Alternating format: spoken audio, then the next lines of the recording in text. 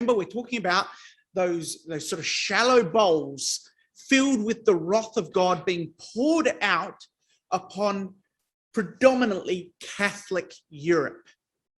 And you'll remember those bowls were meaningful to people in the time of John. They were meaningful because in every Greek, every Roman home, you would see people using those bowls every morning with prayer. And so the connection would be obvious to people at this time. And so what we're going to see, and what we do see in Revelation 16, is an incredibly busy period for the angels. You can almost see busloads of angels shuttling in every day to deal with what's going on in the history of Europe at this point in time. And this point is not mistaken on historians. David Thompson, writing in his book, Europe Since Napoleon, says, describing the significance of the French Revolution, he says, perhaps the final significance of the quarter century of turmoil, speaking of Napoleonic history, is that too much history happened in too short a time. And that's almost always people's complaint about this section of Revelation.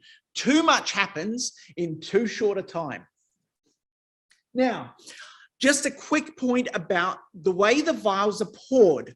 It does seem initially kind of like, well, they're just splashed around the place. Who knows where these vials are going? But there is a kind of order to it when you look through them. So the first vial that we covered in our last class was the one, it's the ulcerous sore, the weeping sore. And really, the open wound is France. It affects all of Europe, as we'll go over it again in a minute, but the sore itself is France. Then we have the sea vial. Now, again, this affects all of Europe, but who is worst affected? Well, the largest contributor to the European economy at this time, making up almost 25% of European income, was the silver trade out of South America coming into Spain and Portugal. When the vial that went upon the sea made the seas like blood, as it were, it fell predominantly upon Spain and Portugal, which made such incredible wealth out of the suffering of slaves in South America. Yes, all Europe will be impacted, as we will see, but it falls predominantly on Catholic, very Catholic, Spain and Portugal. And then the rivers and the fountains. This is now the third vial in verse 4. The one upon the rivers and the fountains. Well, where is the rivers and fountains? We'll go through this in more detail, but the rivers and fountains is predominantly that territory around the Alps, where the rivers and fountains flow out of, the source of those rivers and fountains. It's those sort of alpine regions. And of course, that is northern Italy and southern France. Then we have the sun vial. We'll get to this in time, but this is going to fall again upon all of Catholic Europe, but predominantly upon the Holy Roman Empire, the Austrian-Hungarian Empire of the time. And then finally, we'll come to the vial on the seat of the beast, and that's going to fall mostly on the Papal States. And yes, affect all of Europe, but there is a, where is the vial poured over? In this case, the Papal States. And so there's a kind of logical order to which these vials are poured out. Each region is being targeted by Christ for specific judgment. So in our last class, we noted, firstly, the Holy Roman Empire was going to be a target. And we talked about how Charlemagne started off the Holy Roman Empire, and we went through the history, how it shifted eastward into Europe. And I said that the Holy Roman Empire, by the time we arrive on the scene in the 1790s, has become fundamentally, it's not an empire, it's a patchwork quilt of kingdoms. And in fact, the emperor was elected from among the lords. He wasn't a dynastic emperor as such. He got elected, and each time one died, they had to choose another one. Now, often there were reasons to choose the emperor's son, but nonetheless, it was a mess, and it was only held together by twine and chewing gum fundamentally. It was ready to collapse by the time Napoleon arrived upon the scene. We're going to talk about Portugal and Spain a little bit more. And as we covered in our last class, they were making incredible wealth from this strange line that the Pope had drawn on a world map. And we saw this line it's really effective for the Spanish and for the Portuguese, because it divided up the world for them and allowed them to feel like they had the moral right to bleed these places dry. And that's exactly what they did. And we said this happened in the Treaty of Tordesillas, the division of the world. And so we looked at that and we could see how the green represents the Portugal, the blue there represents Spanish territory, and that exactly follows the line drawn by the Pope. That's why Brazil is the only country in South America that speaks Portuguese. All the rest speak Spanish. And of course, this was hugely lucrative. Silver and gold in vast amounts were pillaged out of these places, let alone precious timbers, spices, sugar, and the like. So we'll talk a little bit more about that when we get there. Obviously, we covered France last week. We looked very briefly at the three estates, two of those estates, the first estate, the clergy, the second estate, the aristocracy riding on the backs of the third estate, everybody else, including every one of you and me, if we were in France at that time. A terrible state of affairs, and Europe was ready for change, and France in particular. The Papal States and Italy in particular. Look, Italy it wasn't Italy at this point in time. It was, again, a patchwork of states. So there was the Kingdom of Sardinia and the Kingdom of Sicily and the Republic of Genoa. There was the Venetian Republic and so on and so on and so on. And not only were these ruled by different rulers, often there were different countries which owned these territories. So, for example, big parts of the territory around Milan was owned by the Austrians at this point in time. This Kingdom of Sicily had a strong alliance with the British at this time. And so it really is a hodgepodge of unallied kingdoms. But that purple section there is the bit that we're really going to be talking about tonight. So we'll be talking about, we'll talk about all of it, but this purple bit, which I'm trying to draw a line around, is the Papal States. Now, this is the bit that was given to the Pope by Pepin long, long ago, and then he's kind of held on to it ever since. This is the Pope's temporal power on earth. He has a kingdom, he has land at this point in time. He doesn't have that today. Today, he's got the smallest country in the world, luckily with one of the highest COVID rates, so that's good to see. But nonetheless, okay. So that's our refresher from last class, or almost all of it, and we're going to see how far we can get this week. So we covered this last class, the open sore. The French Revolution triggers the open sore, opens the wound up, but the wound really is what follows. And this is what's going to ulcerate and hurt all of Europe, not just France. It starts, yes, with men like this guy, Robespierre, who was a true idealist. He really did believe in his cause, but it led to the Reign of Terror, an absolutely horrible situation where thousands were executed summarily, particularly in the territory of the Vendée. Now, the Vendée, as I said, was western France out towards the coast there. And that became a hotbed of royalist, in other words, anti-revolution, revolution. And this was going to be a wound in Europe for a long time to come, and particularly in France for a long time to come. You may have heard of the term the Infernal Machine. Anyone heard of the term the Infernal Machine? No? Okay. It was a term that was invented at this point in time, and it was invented because various royalist plots were developed to use an infernal machine to try to kill Napoleon. And they actually got very close to it. They were within about 30 seconds of blowing Napoleon up. But unfortunately, he went too fast, and his wife and her carriage went too slow, and the bomb blew up between them. The bomb that blew up was the Infernal Machine.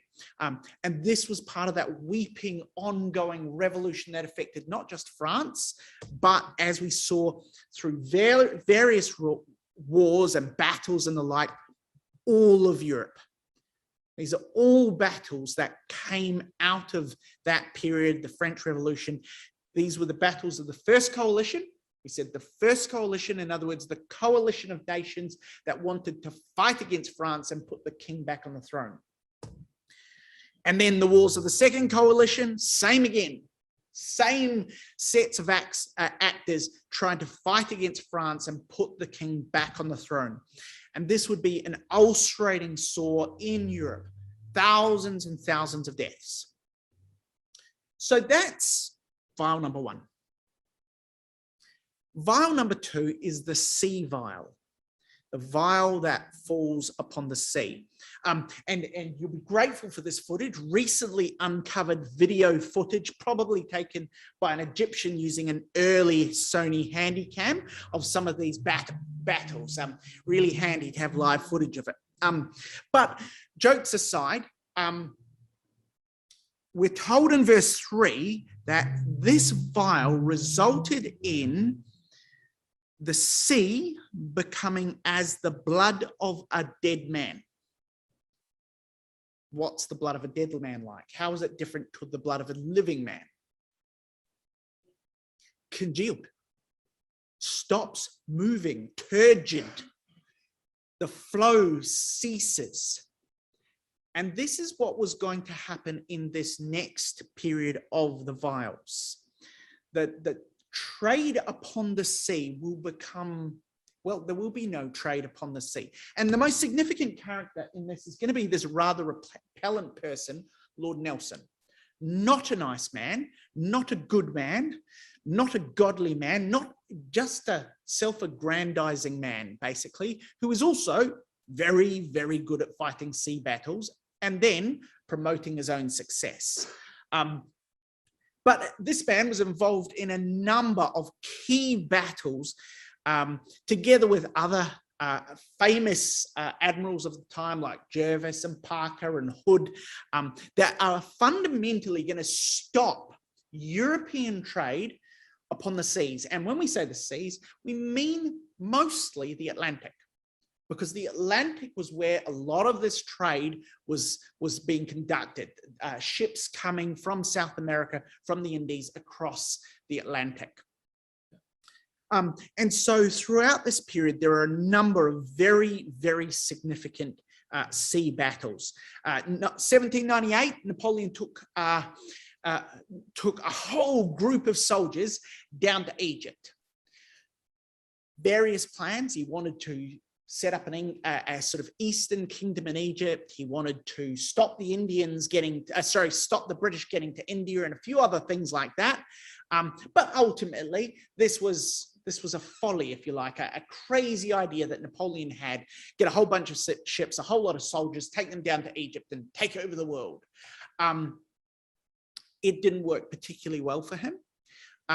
He got down to Egypt and parked his ships, headed in, had a few successes, but unfortunately, about at that point in time, the British found his ships parked out the front of Alexandria. In came Nelson, hard-fought battle, and of poor old Napoleon's fleet, only 4 ships made it away and survived after that particular battle.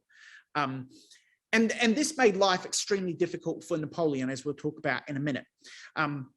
So a bunch of other battles that we could talk about, but and this period you'll find, if you go looking for imagery of sea battles throughout this period, there's just heaps of them. It's a really big part of particularly British thinking at this point in time. The images of battles on the high seas. So Napoleon heads down to Egypt. He's doing a bunch of different things. But unfortunately, as we said, he loses his navy. And what then happened for Napoleon is that little by little, the locals, which was the Mamluks, whittled away his power. he didn't lose any major battles. He was actually quite successful, but each successive battle, he lost a few soldiers. He lost a little bit of support in Egypt. He lost a little bit more popularity, and things got worse and worse and worse. He did not have enough to carry all of Egypt. He tried to head up into Turkey and take on Syria. His soldiers caught yellow fever. Things went from bad to worse. He came back, fought a few more battles, and then Napoleon, with a couple of his mates, scuttled up to Alexandria, ostensibly to check out the ships, and hopped on one of the 4 remaining ships and headed home and left his entire army in Egypt to sort things out for themselves, which is what they had to do. Eventually, they were captured by the British and thoroughly defeated and finally repatriated to France. But Napoleon, that great leader, completely lost the situation in Egypt. And fundamentally, what wiped him out was the British taking out his navy in Alexandria, or near Alexandria. Soon after this, so in terms of numbers, 45,000 troops arrived on 13 ships of the line, about 300 other small vessels involved in this. Of these, 11 of those 13 ships of the line will be sunk. 2 of the frigates were sunk. Napoleon will flee, and only a small fraction of that 45,000 will ever return home, perhaps as little as 15,000. So huge losses for Napoleon in Egypt. So that was one campaign, one thing that happened on the sea, and that really affected the French ability to navigate the Mediterranean. But this happened as well. So this is the Haitian Revolution. I said this was one of the most grotesque and bloodthirsty struggles. It was fundamentally a slave revolt, the biggest slave revolt in history since Spartacus.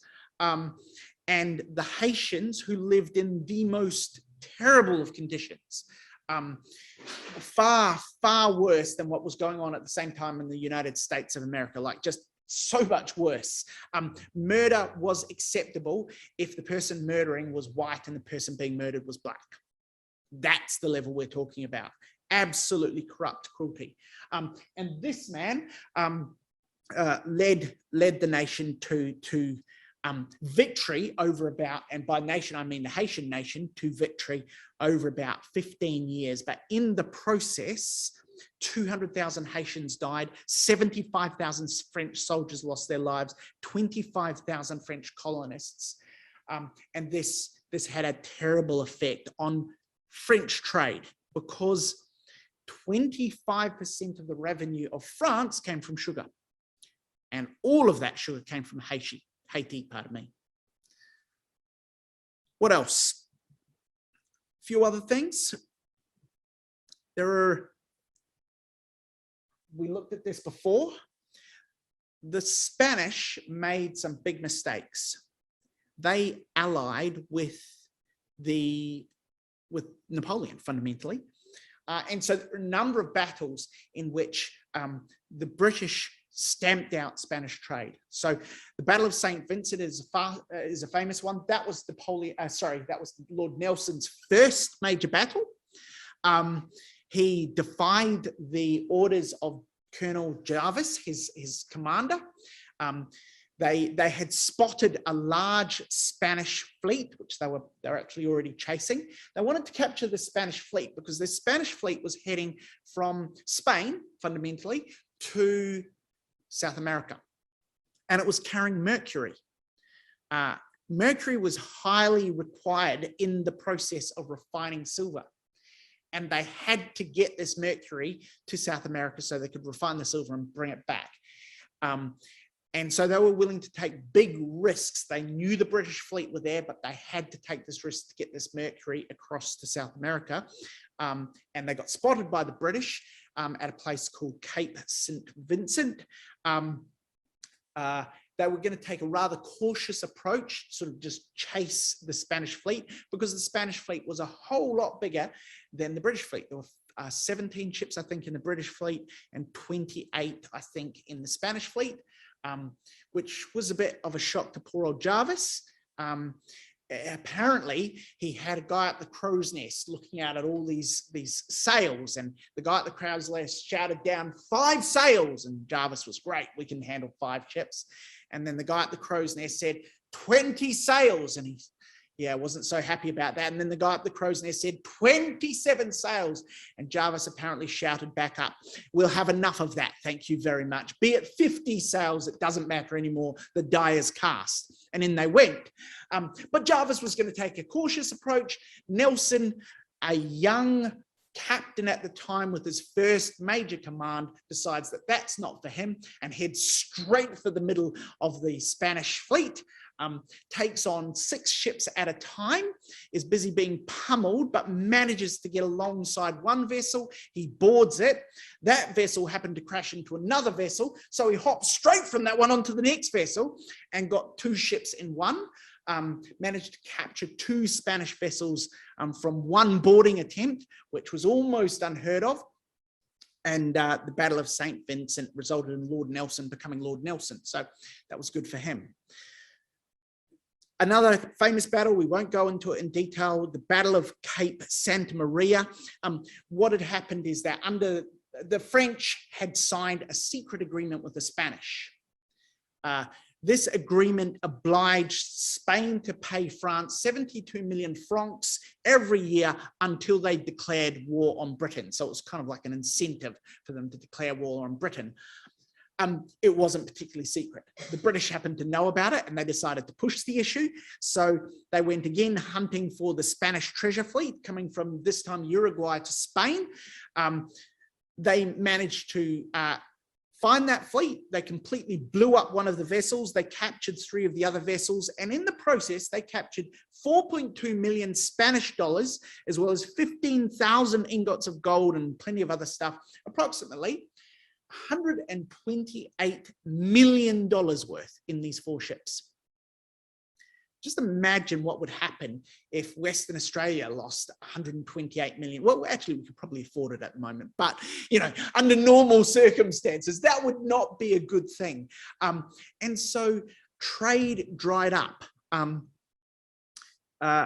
One journal said, it is well known that as a consequence, the great seaports of the continent, which have been hubs of economic life, were completely crippled from 1807 onwards.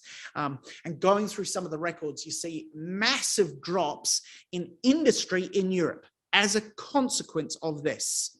Rope makers in Bordeaux, before the French Revolution, 700. After the blockade of the English, none at all. The entire industry died out. Earthenware made in Delft and famously in Belgium, I think. Very, very big trade before this all happened. Complete ruin after the British blockade. Industrial output of Marseille, 50 million francs before this, 12 million francs after. And so trade dried up. The American consul to Bordeaux said this: from the Baltic to the archipelago, nothing but despair and misery is to be seen. Grass is seen growing in the streets of this city, an indicator that nothing was driving up and down the streets. Its beautiful port is deserted except by 2 Marblehead fishing schooners and 3 or 4 empty vessels which still swing in the tide. The blood of a dead man. Trade completely stopped and European wealth and industry collapsed over a period of 4 or 5 years. And then the third angel poured out its vial upon the rivers and upon the mountains. And really this is about Napoleon's various campaigns through those mountain regions. His first Italian campaign, a staggering campaign to read about. He marched through the Alps with many of his soldiers not even having proper footwear, certainly not having proper jackets, lots of them without even weapons, and won these staggering victories at the foot of the Alps on the other side of what is today Italy. This painting was commissioned in response to another painting I'll show you fairly soon, to give a realistic picture of what it would have been like for Napoleon crossing the Alps. And what you can see there is a rather cold and unhappy looking Napoleon crossing the Alps, and it would have been absolutely grueling. But when they got to the other side, they won a series of staggering victories because they could move faster than the European armies. And the European armies, particularly those of the Austrian Empire, were decimated, such that fairly soon they were pushed into what was called the Treaty of Comproformio, which forced them to cede all their Italian territories to Napoleon. There was also this, following that, the War of the Pyrenees, in which multiple wars, again, were fought throughout that mountainous region, but now closer to Spain. We won't go through that in detail. This is the image I was telling you about. This was the French image. The other image I showed you was a British image. Neither of them are intended to be insulting. They're both intended to be realistic, but this one perhaps a little bit more than realistic. And Napoleon looks particularly glorious. This was so famous that it was hung in Paris, and people used to come, have day outings to come and see this painting. But you'll see that it says that this vial was poured upon the waters and they became blood, indicative of death and bloodshed in this region, as brought on by the many, many battles that were fought by Napoleon and others in this region. And just, you can see the dot points here of battle after battle after battle throughout this region, each of them with their own losses of life and death and loss of industry in this territory. Now, we might say to ourselves, well, what's going on with this one? Well, this one is a little bit different, because verse 5 and 6, the angel of the waters has got something to say.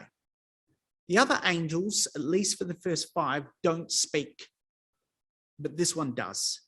And he says, this judgment is right. It is the right judgment, O Lord. And he speaks to Christ, the one who art and wast and is to come. And he says, thou hast judged thus. This is absolutely appropriate, because they shed the blood of saints and prophets. Thou hast given them blood to drink, for they are worthy of this terrible destruction that was going to go on in their region. How were they worthy? In ways that the rest of France and the rest of Europe were not. Well, here's how. This is a British poet writing about a massacre that occurred on April the 24th in 1655. It was an order given to begin an attack on the people. The people were the Protestant believers in the territory of Piedmont. Now you might say, okay, well, where's Piedmont? Piedmont, that's Piedmont. That territory there where those battles were fought is Piedmont. So this piece of poetry and this event occurs in Piedmont.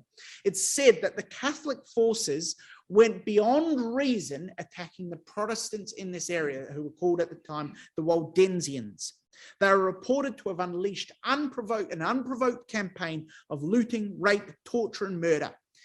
The estimated number of people who were killed were 2,000, and another 2,000 forced at the point of a sword to convert to Catholicism. Now, I'm going to put up an image in a minute, and I'm going to take it right back down, because it's not an image anyone wants to look at for very long, but it's an image, a contemporary image from the 1660s that records what happened. And bear in mind, at the time this image was drawn, it wasn't drawn to commemorate a crime, it was drawn to celebrate a victory. These are Protestants being dealt with in Piedmont by Catholic rioters, effectively. And this poet, an English poet, writes, "Avenge, O Lord, thy slaughtered slain, whose bones lie scattered on the Alpine mountains."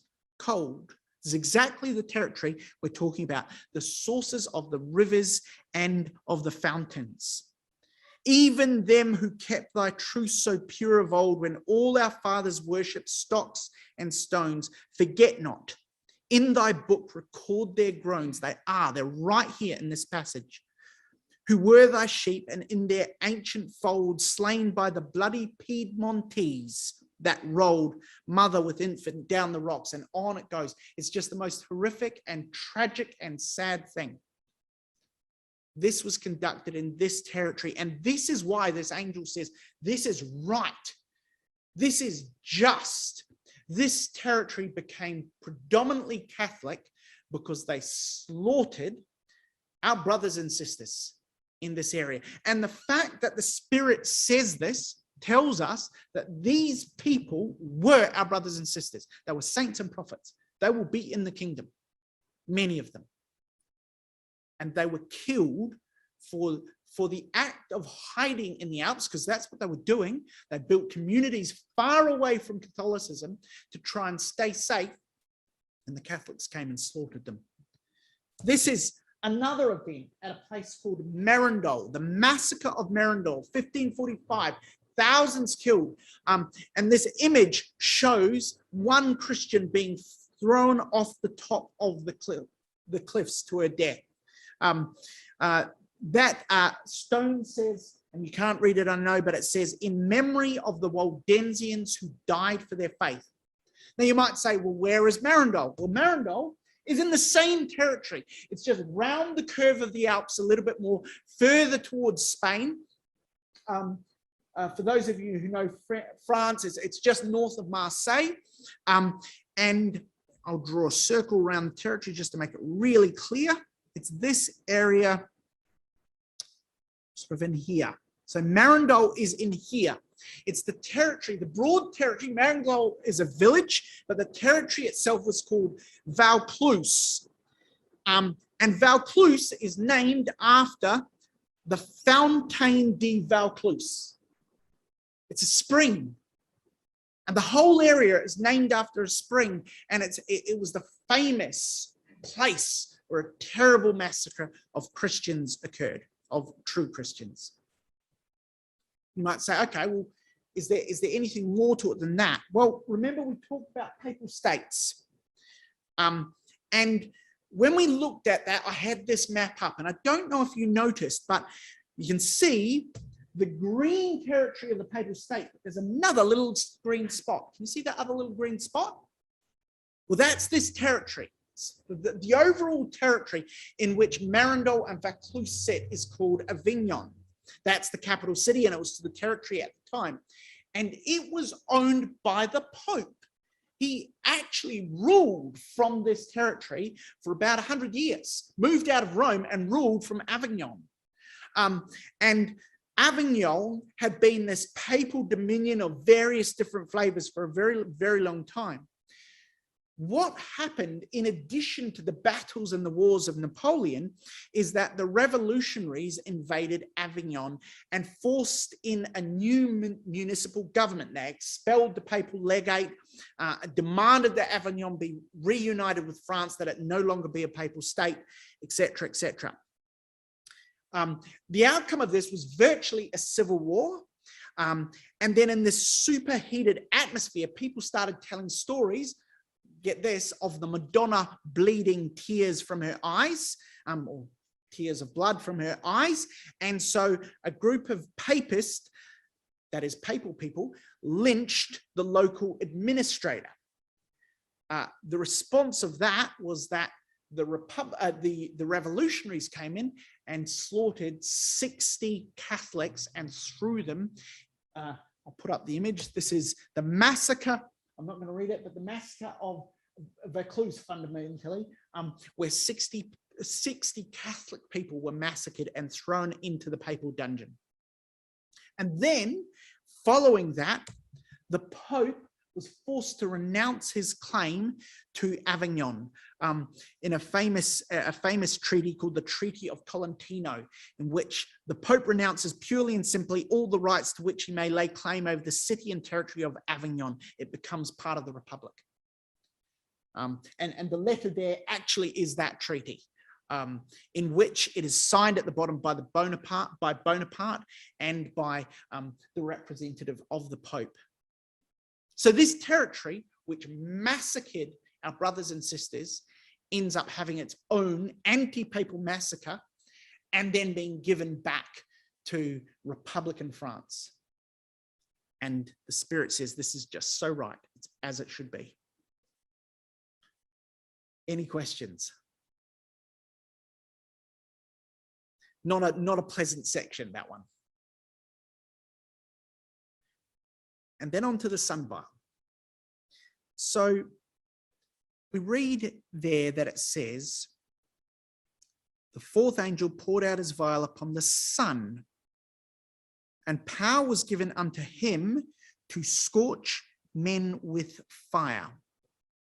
So the sun is going to be judged, but then we've got this other being in this verse. You notice that power was given unto, not it, it's not talking about the sun, because the sun's not a him. Power was given unto another him to scorch men with fire. The sun will be judged, and a him will be given power to scorch. And men were scorched with great heat and blasphemed the name of God, which hath power over these plagues. They still didn't repent. So what's that about? Well, following these events, we've had the Reign of Terror.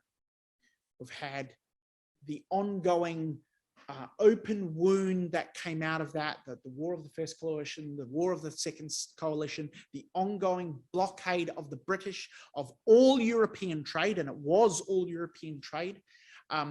You've got then the wars of Napoleon as he fought his way firstly across the Alps and kind of cut off the rest of Italy from the Hungarian Empire, which it was a part of at this time. He then fought his way through Spain, brought Spain to its knees, and then he turns his attention eastward against, well, he actually wanted to capture some German territories. Germany at this time wasn't Germany as we know it. Again, it was a patchwork of states, and he was going to take on some German territories and try and get himself a little bit of a buffer state. And then being Napoleon, he thought, well, you know, that's kind of not enough. And he decided to take out the Austro-Hungarian Holy Roman Empire altogether. And so he marched eastward. And this very famous picture is from the conclusion of a very famous battle. The battle is called the Battle of Austerlitz. It was fought on the 2nd of December, 1805. And it was known otherwise as the Battle of Three Emperors. It was a very decisive victory for Napoleon, but it was known as the Battle of Three Emperors because Napoleon beat Russian armies and Austrian armies in this one battle. The Austrian emperor was represented and the Russian emperor was represented. Now you might think to yourself, what on earth was the Russian emperor doing sending soldiers to this battle so far away from his border? Why would he care? It's part of this whole process of the punishment of Europe. Napoleon, you'll remember we said Napoleon invaded Egypt. When he invaded Egypt, on his way down, he invaded Malta. He decided it would be a great idea to set up a republican kingdom in Malta.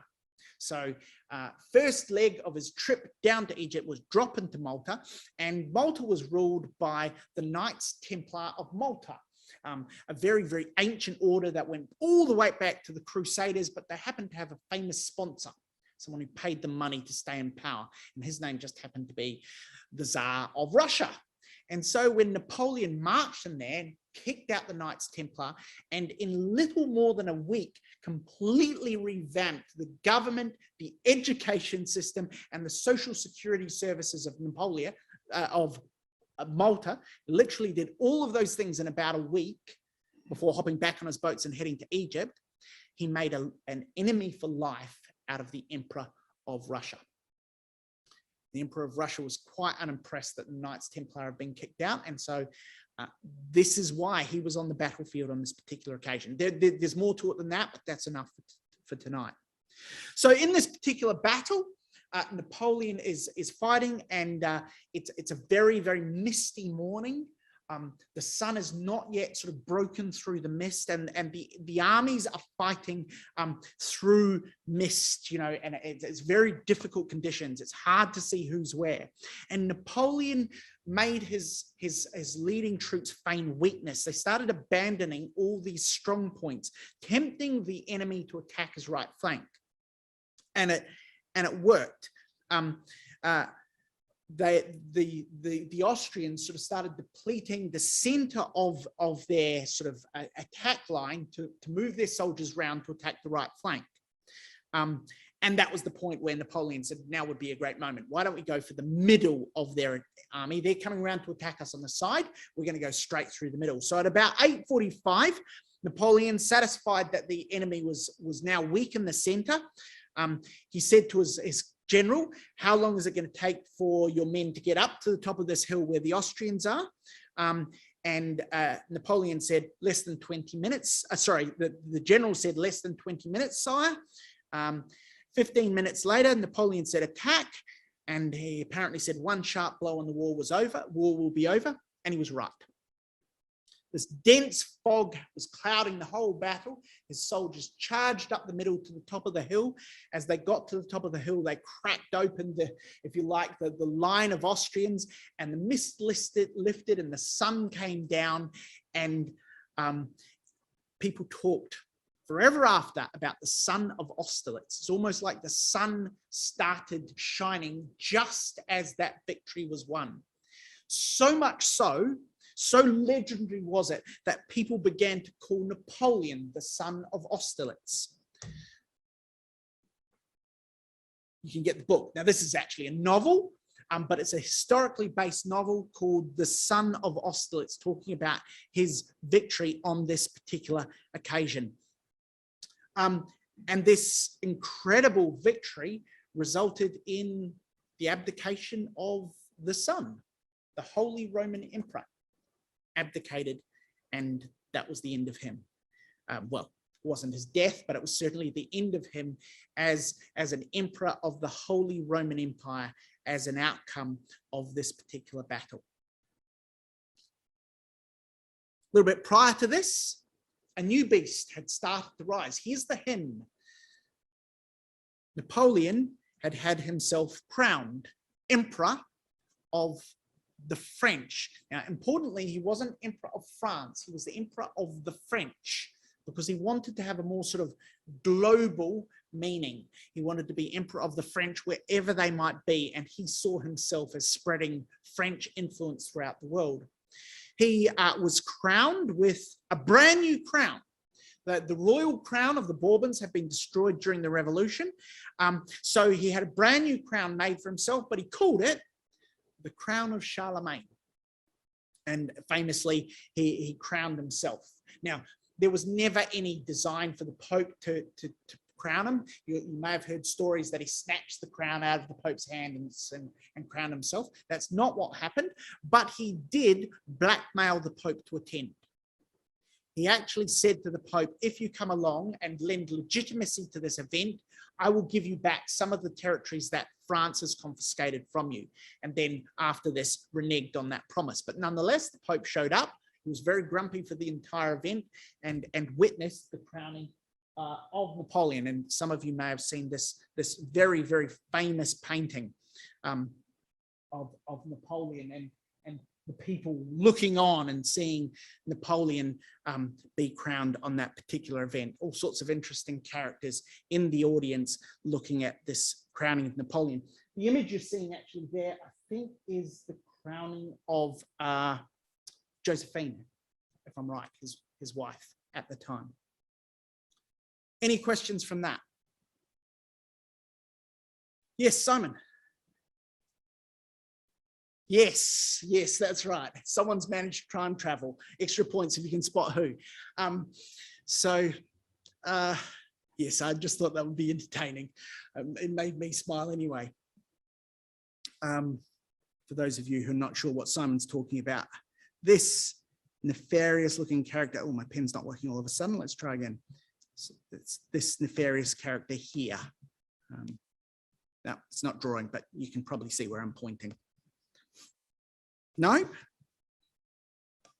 this devious character here in the audience. Anyway, that's me. Yeah, I did another talk a long time ago about what it would be like to be in the kingdom, and I photoshopped myself into a whole lot of old paintings. Egyptian hieroglyphics and things like that, I photoshopped myself in to sort of say, imagine if you were present at all of these events through history. That's a topic for another time. Okay, so finally, we're on to the fifth seal.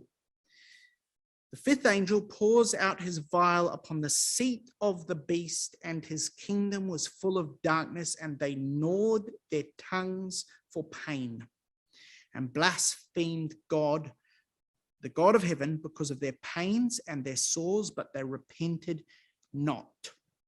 So, any ideas?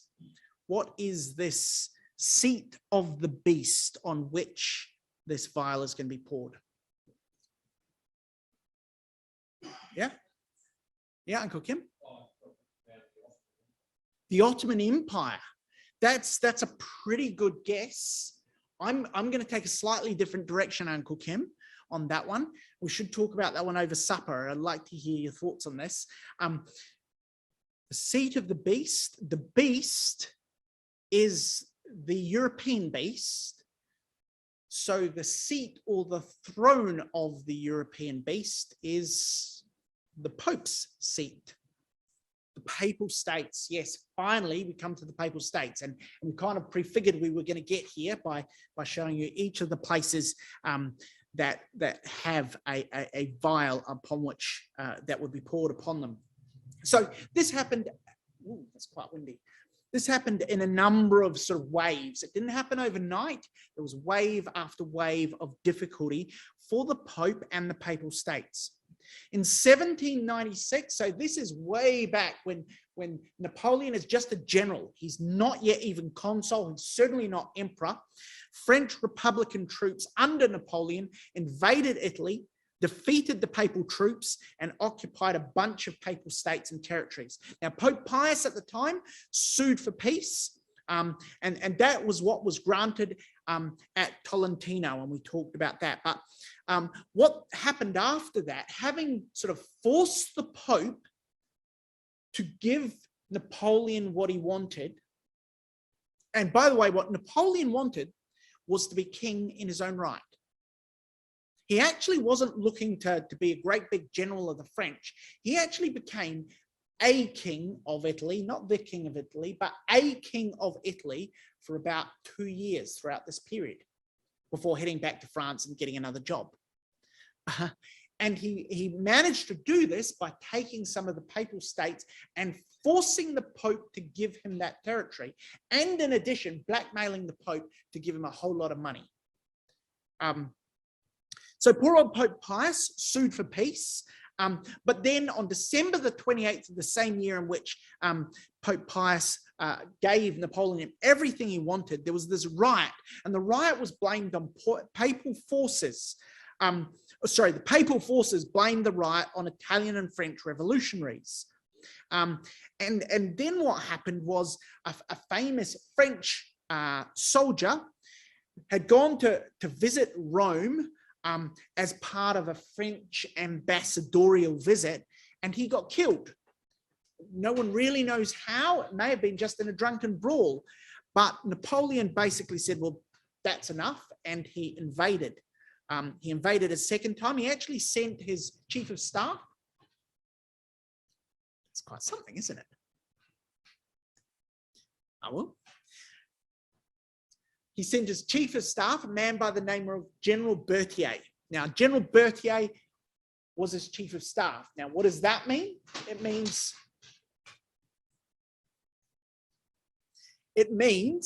that he was not a general in any other way other than name. He was the guy who was responsible for ensuring that all of the soldiers had sufficient clothing and jackets and guns and munitions. It was his job to make sure that communication worked successfully. He ran the camp of Napoleon. But General Bertier was sent by Napoleon because he was an absolutely trustworthy source. He marched into Rome completely unopposed in 1798, and he proclaimed a Roman Republic, and he demanded the Pope renounce his temporal power. The Pope refused. He said, "I'm a king on earth." He was taken prisoner and died about 6 weeks later in 1799. I said that it happened a number of waves, because what then happened is the relationship kind of was pretty bad at this point, but it picked up. Napoleon decided he needed the Pope, and he needed his help, because what Napoleon wanted to do is he wanted to unify France. And at the time, there were kind of two sides of France. There was kind of the Catholic sort of royalist side of France, and there was the non-Catholic Republican side of France, and he wanted to bring them together again. He said, "Revolution, we've had enough of that. It's time to bring France back together, and it's time that everyone said I was emperor." That would be a really good thing. That would be a great outcome. And he realized that in order to unify everyone behind him, he was going to need the help of a little bit of religion, and the only religion going around was Catholicism. But of course, not only had he captured the Pope, and then the Pope had accidentally died, but he'd also taken all papal territory across France, including, as we saw, Avignon. And so the Pope wasn't really open to supporting the Pope, supporting Napoleon to become the emperor. And so what Napoleon did is he paid the Pope. He paid the Pope, as we said. He blackmailed him to come. He had a whole bunch of things he gave him. But among the things he gave him was this beautiful papal tiara. Now, this papal tiara was given to the Pope in recognition of the Pope's attendance at Napoleon's coronation. It was lavishly decorated with jewels. It was made of gold and of silver. And here's the thing, Napoleon had deliberately made it so that it was too small to wear. He'd also deliberately made it so that if anyone tried to wear it, it was so heavy, you would only be able to wear it for minutes. Unfortunately, the new Pope didn't seem to get the joke, and he actually sent a thank you note. So that's rather sad.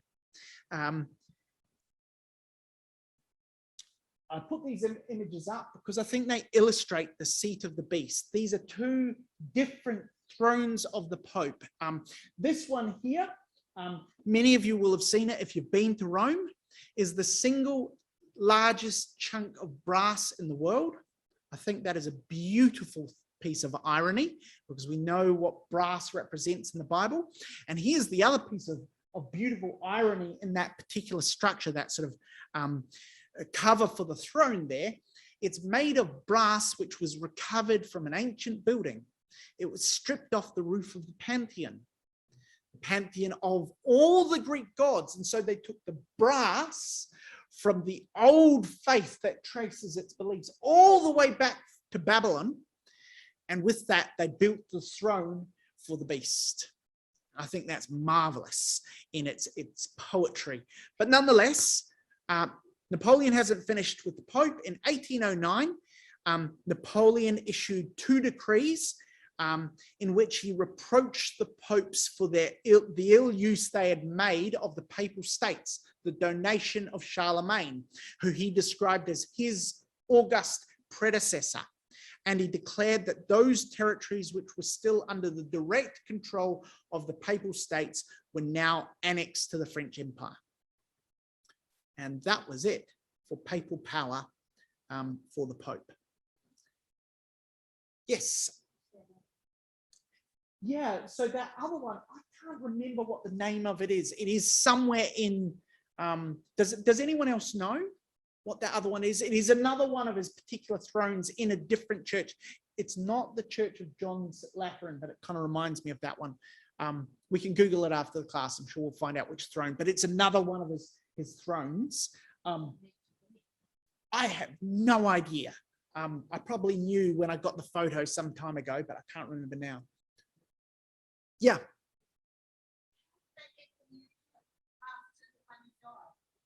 Well, the normal process. So after they've found out that Pope Pius, I think the sixth, had passed away while in prison. They had a, what do they call it? Not a synod. Yeah, where all the cardinals come together and vote. You know, they get put in a room, they vote, and they keep on voting. And as long as black smoke is coming out, everyone knows that the voting papers that are being burnt have not yet selected a pope. When the white smoke comes out, everyone cheers because, yeah, we have a new pope. That thing. So not as I understand it, no. And certainly the way the popes from here on behaved, they were only beholden to Napoleon insofar as that he held all the strings. France was the heartland of Catholicism. The eldest son of the church was absolutely true of France. And even after the revolution, France was incredibly Catholic. That was one of Napoleon's big battles, to deal with that. And in the end, he realized he could not de-Catholicize France. So what he did is he co-opted the Pope. And the bigger picture was he actually went and made a deal with the Pope that forced the Pope to sign away a number of his rights. So he said, look, we'll accept priests. You can have priests. You can have some of your land back, not all of it. And you can run the Catholic system just as you did back in the old days. But you must let us decide whether we accept your priests. We get to turn them away if we don't like them. So you get the first vote and we get the second veto. So the Pope was left kind of toothless in France, because if he annoyed Napoleon would just start kicking out priests, and there was nothing that the Pope could do about that. So it became a kind of controlled state religion under Napoleon. Napoleon was very pragmatic about everything. He knew he couldn't get Catholicism out of the hearts of people. He himself was somewhere around agnostic. He even said during his Egyptian campaign that he might convert to Islam. He saw some good stuff in Islam. He went so far as trying to convince his men to be circumcised while in Egypt, because if they did so, then the local population would accept them as appropriate rulers, and they couldn't accept them if they weren't Islamic, and that wasn't going to happen without circumcision. And as you can imagine, the French soldiers were not particularly keen on that little idea of Napoleon's. So that's one reason that campaign didn't succeed. Any other questions or comments? No? All right.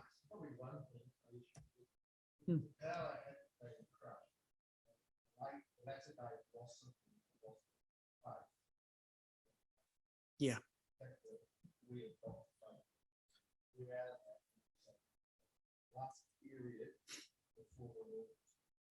Yeah, that's right. Look, our next vial is going to talk about the way of the kings of the East being prepared. And there's a real flow of thought there, isn't there? That we will be involved in the 6th and the 7th vial, but we wouldn't have even existed if the 1st to the 5th hadn't occurred. You know, the sort of crushing of papal strength was essential, because up until this point, even Britain was still beholden to the Pope. Until the French Revolution and the events that followed, Britain still, despite generations of being Protestant, had to toe the line of the Pope. So yeah, really important point. Thanks for that, Chris. Cool. So next class, I think that's November. So a little while from now, we're gonna follow our next into our next few vials. And we said there was a parallel between the trumpets and the vials. And one of the parallels was that the trumpets start with the Western Roman Empire, and then the searchlight of the Spirit turns east. And the same happens in these vials to a degree. So what we're going to see, we've been focusing here on Europe for the first 5 vials, but the searchlight of Christ's attention and of the judgment is going to move east And so we'll go and follow that in our next class.